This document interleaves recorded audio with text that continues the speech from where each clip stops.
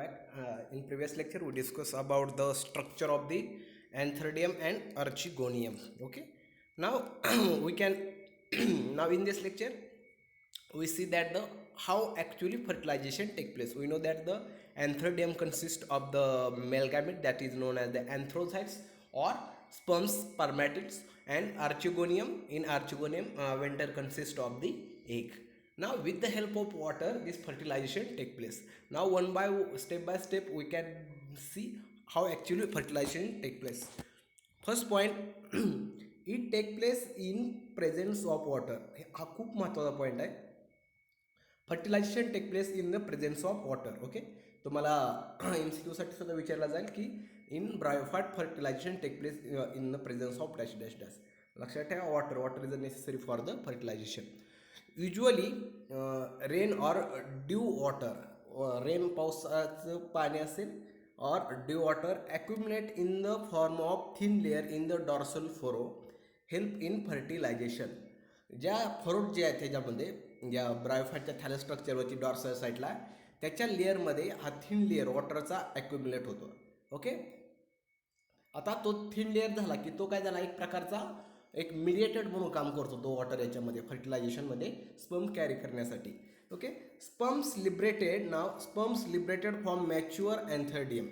आता त्यावेळेस काय होतं, ज्यावेळेस plenty amount of water available आहे फर्टिलायझेशनसाठी तेव्हा स्पर्म जो असतो अँथ्रोझाइट्समधला तो काय होतो रिलीज होतो. Okay, sperms liberated from the mature antheridium swim in the water and then they start these released sperm start swimming in the water in order to reach up to the archegonium. तर त्याचं target काय to reach up to the आर्चिगोनियमच्या जे तोंड आहे तिथपर्यंत जायचं, जे कवरिंग सेल्स आहेत तिथपर्यंत, माउथ जे आहे तिथपर्यंत जायचं याचं काय असतं टार्गेट असतं with the help of waters. Okay, then at the same time आता परत काय होतं की फक्त रिस्पॉन्स फक्त इकडून नाही, आर्चिगोनियम अँथ्रेडियमकडून आहे स्पर्म्स आता तिथून रिलीज झाला. आता रिस्पॉन्स रिप्रोडक्शनसाठी आर्चिगोनियमकडून पण असतो. ओके, अशा वेळेस आर्चिगोनियममध्ये काही फिजिकली केमिकली चेंज होत असतात. त्यातला पहिला फिजिओलॉजी केमिकली चेंज कोणता आहे तर at the same time okay NCC that is neck canal cells, PCC venter canal cells of archegonia degenerate. म्हणजे ज्या याच्यामध्ये ज्या आहेत इथं सेल ज्या आहेत त्या काय होतात डिसइंटिग्रेट. अरे मी तुम्हाला डायग्राममध्ये दाखवलं होतं. ओके, त्या सेल्स काय होतात डिजनरेट होतात. त्या सेल काय होतात डिजनरेट. NCC आणि VCC of archegonia degenerate to form the mucilaginous fluid. ते काय बनवतात म्युसिलेजिनस फ्लुइड तयार करतात. Okay, they from the degenerate and from the mucilaginous fluid. Mucilaginous fluid is form due to the degeneration of the NCC and VCC. It create pressure on wall. Mucilaginous जर fluid तयार झालं excess अमाऊंटमध्ये they create pressure on वॉलवरती काय करतात ते pressure तयार करतात. They it creates pressure on the all of neck and from inside आतून काय करतात ते नेकच्या वॉलवरती काय करतात ते प्रेशर अप्लाय करतात. Okay, and due to which cover cell pushed apart. त्यामुळे काय होतात प्रेशर वाढलं की ज्या कवर सेल्स आहेत वरच्या त्या कवर सेल्स काय होतात ओपन्स होतात. Due to which cover cell are pushed apart. एक मिनिट मी डायग्राम थ्रू दाखवतो तुम्हाला. ओके, इथून काय तयार होतो this is the structure of the archegonium. इथल्या ज्या आहेत ज्या कवर सेल्स वरती कवर सेल्स आहेत. ओके, त्यानंतर नेक कॅनल सेल्स या आतमधल्या नेक कॅनल सेल्स आणि ही जी वेंटर कॅनल सेल्स आहेत ज्यावेळेस इकडून स्पर्म्स रिलीज होतो ओके त्यावेळेस हे काय होतात डिसइंटिग्रेट होतात. ह्या डिसइंटिग्रेट झाल्यामुळं काय होतं डिजनरेट झाल्यामुळं त्याच्यापासून म्युसिलेजिनस ह्याच्यामध्ये फ्लुइड तयार होतं. काय होतं म्युसिलेजिनस फ्लुइड तयार होतं आणि हे दिस म्युसिलेजिनस फ्लुइड क्रिएट प्रेशर ऑन दिस नेकवॉल. ह्या नेकवॉलची काय करतात ते प्रेशर ॲप्लाय करतात. एकदा ॲप्लाय झालं प्रेशर जास्त झालं की वरच्या कवर सेल काय होतात आपोआप ओपन होतात. त्यामुळे स्पर्मची काय एंट्री होते. आता स्पर्म्स एका वेळेस अनेक स्पर्म्स एंट्री करतात ह्याच्यामुळे ड्यू टू द केमिकल. आता याच्यामध्ये काही केमिकल्स असतात त्या केमिकलमुळे काय होतो हा अट्रॅक्ट होतो इकडे. ओके, इथं एकसाठी अनेक जे स्पर्म्स आहेत ते ट्राय करतात फ्यूज होण्यासाठी but only one sperms can fuse with the egg.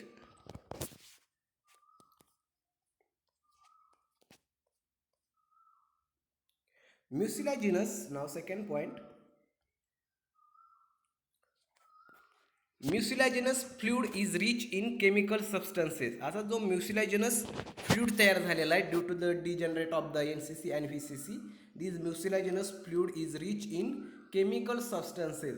तो काय केमिकल सबस्टन्सेस आहेत त्याच्यामध्ये म्युसिलाजिनस फ्लुइडमध्ये, लाईक सोल्युबल प्रोटीन्स. कोणकोणत्या याच्यामध्ये सोल्युबल प्रोटीन्स आहेत, त्यानंतर मॅलिक ॲसिड्स आहे, इनऑर्गॅनिक साल्ट ऑफ पोटॅशियम आहे. हे काय ते महत्त्वाचे कोणकोणते तुम्हाला MCQला विचारलं जाईल. Protein mucilaginous fluid consist of protein, second is the malic acid, then inorganic salt of potassium. Then they play they play important role in the attracting sperms toward the archegonium. ह्यांचं काम असतं काय केमिकलचं की स्पर्मला आर्चिगोनियमकडून अट्रॅक्ट करायचं काम करायचं आहे ह्या केमिकलचं. कोणकोणते सोल्युबल प्रोटीन, मॅलिक ॲसिड आणि inorganic salt of potassium ETC. Okay, हा पॉईंट क्लिअर झाला सर्वांचा. Then next point,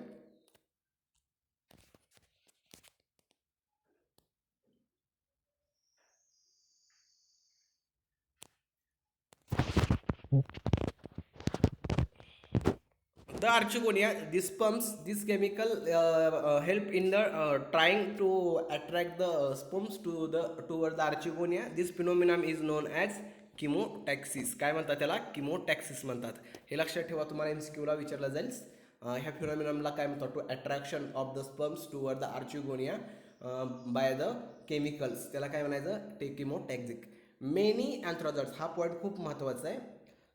many antherozoid sperms move toward the neck of the archegoniums. ज्या आर्चिगोनियमच्या नेकवरती कडे अनेक स्पर्म्स येतात through the water. Okay, although many sperms, त्याचबरोबर ज्यावेळेस कवर सेल्स ओपन होतील त्याच्यावरती नेक वॉलवरती ज्यावेळेस प्रेशर तयार होईल म्युसिजनस फ्लुइडमध्ये, त्यावेळेस काय होतील, कवर सेल आपोआप ओपन होतील. Although many sperms may enter the neck, त्या नेकमध्ये काय करतील, मेनी स्पर्म्स एंटर करतील. But only one sperms fuse with the egg, तिथं फक्त एकच स्पर्म्स असतो, तो एगला फ्यूज करतो to form the diploid zygote, and they form the diploid zygote. Only one sperms fuse with the egg to form the diploid zygote or oospores, or they form the oospores. The ultimate product of fertilizations, when male gamete and female gamete, when sperms and egg fuse together. आता इथं जर तुम्ही बघितलं, sperm is a haploid, that is a N. Okay, egg is a haploids. Okay, म्हणजे काय होती ही haploid stage होती. Gametophytic stage, gametophytic stage means what is the mean by gametophytic stage. Gametophytic stage means those stage which form the gametes, and gametes are always haploid. N plus N is equal to 2N. What is called as the 2N plus N is equal to 2Ns. Now, okay, only one sperm fuse with the egg to form the diploid zygotes or oospores. When these male gametes, that is the egg plus sperms, N plus N fuse together, they form the 2N, that is the diploid. Now, here from the diploidic stage or sporophytic stage of the Brachia is start. The ultimate product of fertilization is the diploid zygote. काय म्हटलं याला, ultimate product of the fertilization is the diploid zygote. त्यानंतर काय तयार होईल, zygote तयार होईल. In the process of फर्टिलायझेशन्स, या आता फर्टिलायझेशन प्रोसेसमध्ये काय होतं, झायगोट फॉर्मेशन इंडिकेट. हिचं जर ज्यावेळी झायगोट फॉर्मेशन होतो म्हणजे डिप्लॉइड स्टेज तयार होते. In this process of fertilization zygote formation indicates end of gametophytic phase. इथं काय दाखवतं की गॅमेटोफायटिक फेजचा एंड झाला आहे, and beginning of sporophytic phase, आणि स्पोरोफायटिक फेजची स्टार्टिंग झालेली आहे. बरं, मी तुम्हाला बऱ्याच वेळेला हे लेक्चरला मी सांगितलं आहे, ज्यावेळेस N असतं त्यावेळेस ती गॅमेटोफायटिक फेज असते, ज्यावेळेस 2N असतं म्हणजे झायगोट एम्ब्रिओ तयार होतं ती स्पोरोफायटिक स्टेज असते.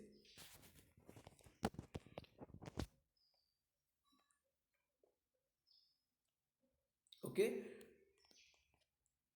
then next point is the zygote undergo divisions. Then when male gamete female gamete fuse, 2N zygote will be the form.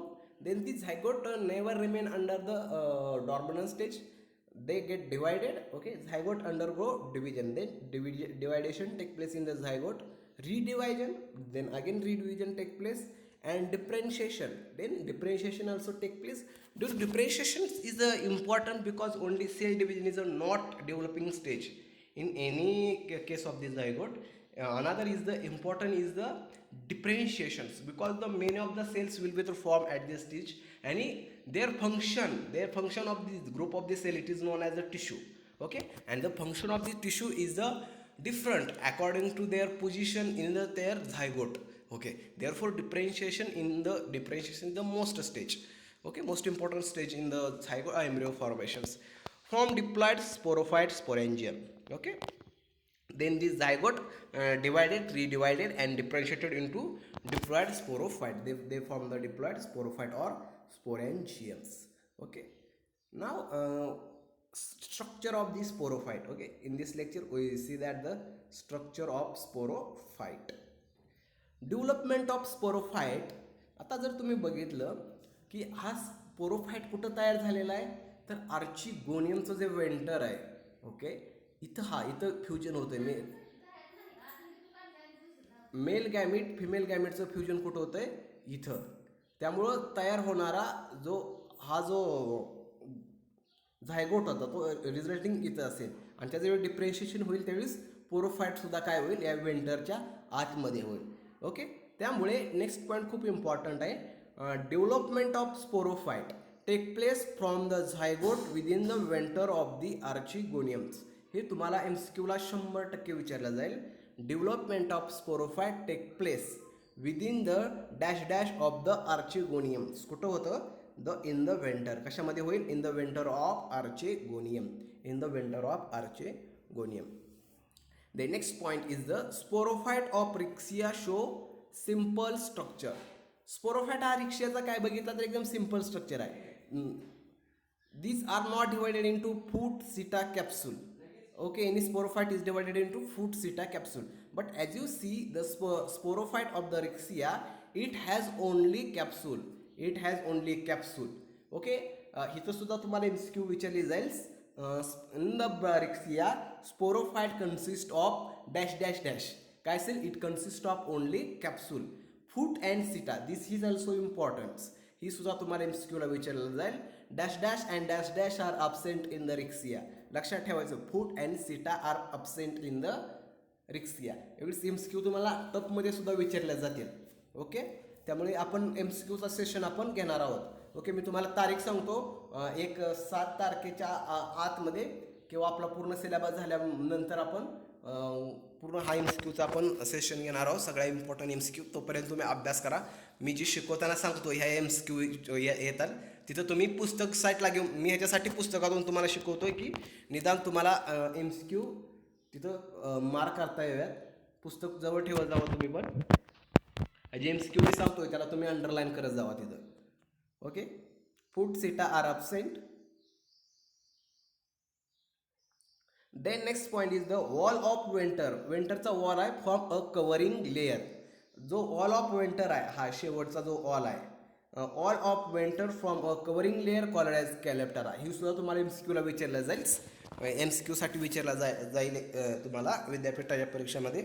Wall of venter from a covering layer called as calyptra around the developing sporophyte. Around the developing sporophyte, जो develop स्पोरोफाईट आहे त्याच्यावरती जो वेंटरचा जो layer आहे तो काय म्हणून काम करतो, तर कॅलेप्टेरा म्हणून काम करत असतो. The sporophyte is a spherical. तुम्ही स्पोरोफाईटचं स्ट्रक्चर बघितलं, this is the spherical. The sporophyte is spherical. Fertile capsule, this is nothing but the fertile capsule which remain embedded in the thallus tissue. हे काय असतं, तर हे ओपन बाहेर वगैरे काय नाही. आर्चिगोनियम हे इम्बेडेड होतं आणि त्या आर्चिगोनियमच्या वेंटरमध्ये हे स्पोरोफायटिक स्ट्रक्चर तयार झालेलं असतं. त्यामुळे this fertile capsule which remains embedded in the thallus tissue. Thus it nevers emerge out. त्यामुळे ते कधीच बाहेर येत नाही. Thus it never emerge out of the gametophyte. It is completely, okay, हा पण पॉईंट खूप महत्त्वाचा आहे, लक्षात ठेवा. It is completely dependent on the gametophyte for food, water, mineral and protection. In this Rixia, in this bryophyte, sporophytic stage is completely dependent on the gametophytic stage for food, water, mineral and protections. ही गोष्ट लक्षात ठेवायची. हे MCQला विचारलेलं, तुम्हाला dependent आणि independent ह्या दोन शब्दामध्ये फसवलं जाईल. तुम्हाला MCQला कसं विचारलं जाईल, in Riccia sporophytic stage is completely dash dash on the gametophyte for food, water, minerals and protection. तुम्हाला ऑप्शन असतील डिपेंडंट, इंडिपेंडंट, बोथ इंडिपेंडंट और नन ऑफ देम. तर काय लिहिणार तुम्ही? It is a dependent. लक्षात ठेवा, डिपेंडंट खूप महत्त्वाचा शब्द आहे इथं. Inside the sporophyte, many spores mother cells are present. As you see, inside the sporophyte, many spore mother cells are present because they are from the spores. From these spores mother cells, spores will be the form present, which remain surrounded by the capsule wall.